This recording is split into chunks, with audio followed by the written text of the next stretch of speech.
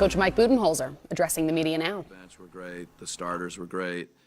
It takes all of us. So, Bobby just, he's got an edge. He's got a competitiveness, shot making. I think him coming out and making shots early was important for us.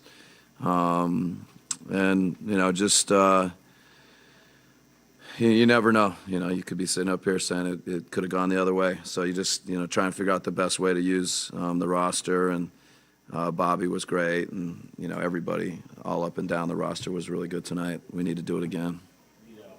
The guys last game at DeMar gotten into a rhythm, and it seemed like with Giannis, Brook, and Bobby, they were able to sort of crowd his spots. Like if he, came around screens, there were three large people in front of him, and is that? And clearly he had to pass that off. I think he had 5 shots through, better part of the first half. Does that also go as well as maybe as hoped? Well, it just takes a lot of activity on a great player like DeRozan. He's had so many big games. He had a huge game against us in Game 2. He's very capable. We're just going to have to be on edge. We're going to have to be ready for him to be more aggressive. We've got to be good individually on him. The guys that have the assignment, the guys around the court have got to be active and be good. And, we can't relax. Drew made it seem like after Game 2 that he thought DeRozan got a little bit too comfortable. Do you feel like that was a big part of kind of turning up the help to make him uncomfortable early from the start tonight? Yeah, he had a rhythm, and it's probably on me. We gotta change that earlier, quicker, and so the guys, credit to, Drew and Wes, take them a lot, mix in maybe a couple other guys, but I think they did a good job, and then everybody's got to participate and be part of it around them, and that's what it takes against a great player.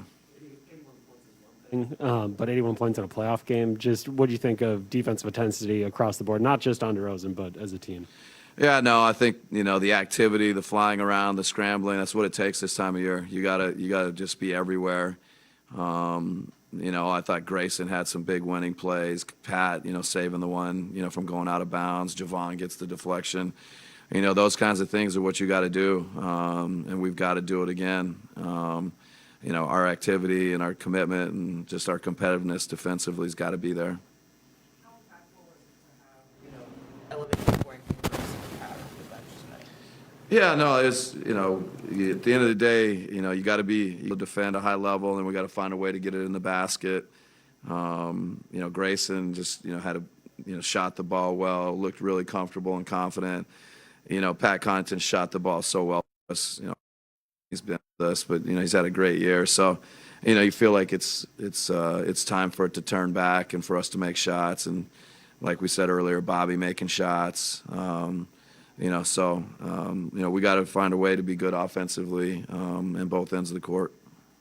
Too, if I could, with Grayson, is it important for him to keep shooting no matter what? He kind of gives the impression a little bit if he misses that first one, he might not go back right away. But tonight he did, and I think he hit 2 or 3 in a row. Is that important for him to keep that confidence? Do you have to get on him at all? No. I think he's a confident shooter.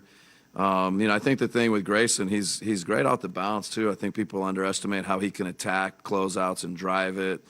And I think it's good. We need that balance. We need some guys that can on the backside beat guys off the dribble. But confidence-wise,